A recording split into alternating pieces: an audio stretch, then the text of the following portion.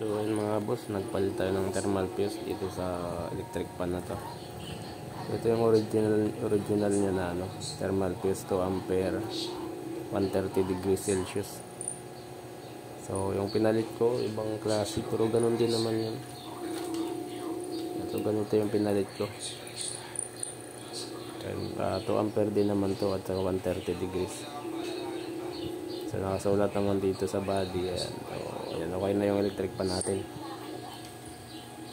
So maandar na. So dito lang yung thermal fuse nya. Tinali ko na naman yan at nilagyan ng guma para hindi siya mag-short.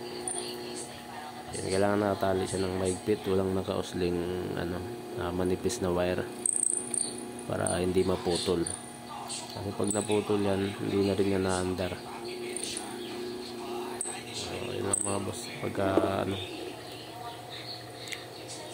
ayaw gumana, ayaw umugong, so ayan, fuse yung sira niyan. Pagka umugong naman, bushing yun, o kaya shafting yung sira.